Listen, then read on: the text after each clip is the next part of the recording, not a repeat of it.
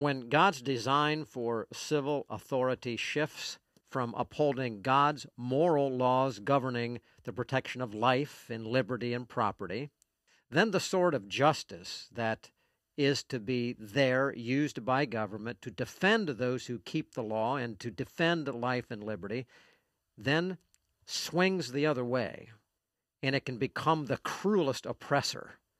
We've seen it happen throughout the history of the world. And instead of protecting life, government then determines whose life is valuable enough to save. Instead of pursuing freedom for all, a God-rejecting government, communist government, Islamic governments will pursue ways of enslaving people, and they become the arbiter of who gets freedom or who goes to jail or who dies. And instead of protecting personal property from thieves, the government itself becomes the owner of all property and the biggest of all thieves. All these freedoms have completely disappeared in reality in China due to the policies of the Communist Chinese Party and the government there.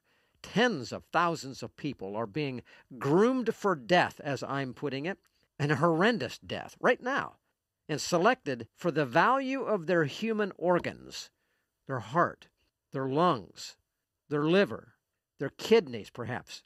By the thousands, people are being identified and kept available, and genocide committed in nightmarish fashion of Hitler's Nazi death camps. Dede, I want you to start here. The atrocities I just try to describe, I have no words to describe the atrocities being performed on thousands of people in China that you have made aware, that we were discussing before this program. I want you to share just a bit about this organ genocide, as you're calling it, being perpetrated by the Communist Chinese Party. How extensive is it? And then we want to go to Dr. Lin and have him, as a doctor, tell us actually how it's being done and describing some of it. Oh, Pastor, it is so hard to imagine what the people in China are facing with regards to organ genocide. Last year, the European-based China Tribunal, looking into organ harvesting in China, returned their findings and found that China is a criminal state with regards to its for-profit organ harvesting industry, which has international tourists coming to China to receive organs. You can request a heart transplant or a lung transplant, and within 24 to 48 hours, China will have that organ available for you. That is not possible anywhere else in the world. In the world, you have to wait for somebody to die. Maybe there will be a good match. But in China, since they've collected the DNA of all their people and they're actively collecting blood samples, they know who is a good match. Unfortunately, we have seen that the Falun Gong prisoners and other prisoners, Christian prisoners, Uyghurs, held in labor camps, concentration camps in Xinjiang province. All of these are susceptible to the Chinese coming in and taking you as a live prisoner and extracting your organs. And this means death generally for the prisoner, depending on the organ that they're taking from them. They either leave them dead or they leave them maimed. But every person in China is in danger of being grabbed by the CCP and having their organs taken from them to give to someone else for profit. It's criminal. Just alarming. Dave, I know you've got a question for Dr. Lin, but this just doesn't just grab you at your heart. It's just unbelievable. You know, Sam, I wish we had an entire program to dedicate just to this discussion. Dede, thank you for that explanation. Dr. Lin, can you go into some detail? It's just important that our listeners hear this as to how the procedure actually occurs with respect to the murdering of these people and then the harvesting, literally the confiscating, the stealing of their organs. Okay. Yeah, so it's a large systematic engineering for these organ genocide for innocent Chinese people, especially Falun Gong groups and also the Uyghurs. And so basically, the Chinese government already incarcerated many of these innocent prisoners, right? So they, through these physical exam, they collect their biometric information, their health condition. They know which organ are healthy for a different individual and their tissue type. You know, they build a nationwide database. And so they use a military hospital or civilian hospital to do these operations.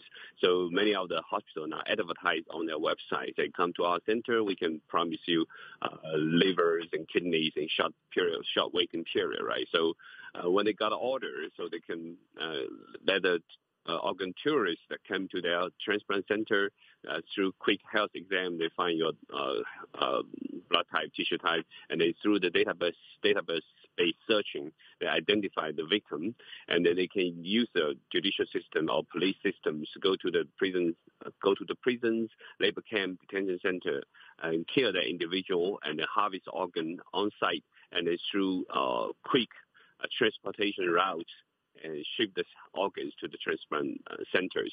You know, in China, on a couple of the provinces on the northwest, even in the airport, they have an express lane for organ transplants. You know, just can imagine the scale of this operation. And, you know, so through these large operations, the hospital can make huge money out of it. And Chinese government been enjoying this rampant growing the business of organ genocide.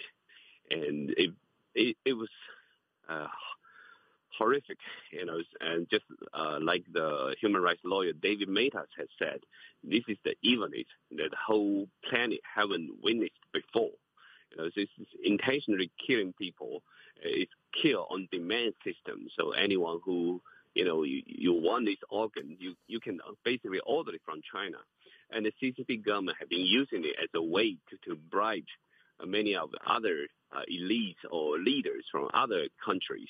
So, you know, people, senior leaders, if they need an organ transplant, they can do it in China, and then they do them a big favor.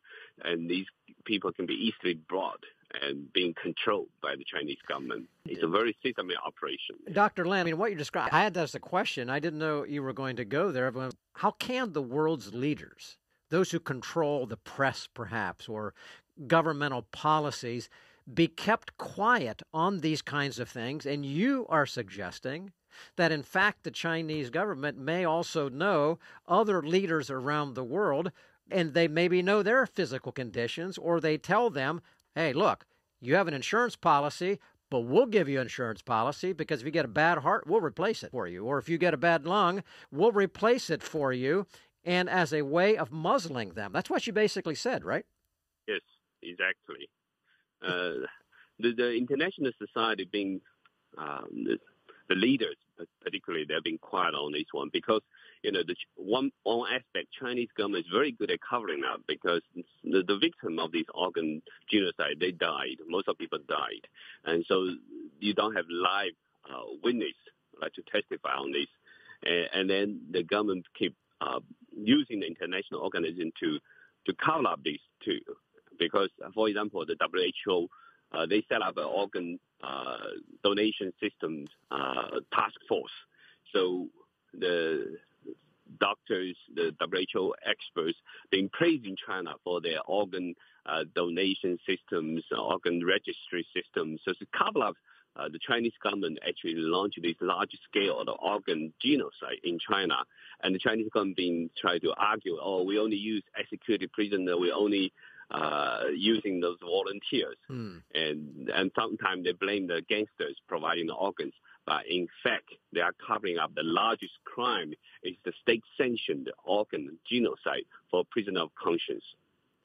So that's why the international society is easily deceived. And then the leaders say, we don't have evidence, we cannot take actions. And they themselves, you know, once they say, I may have a source of organ to replace my bad organ, they themselves being, you know, trapped into this interest that the Chinese government provides to them. So I think this is it's a dark operation.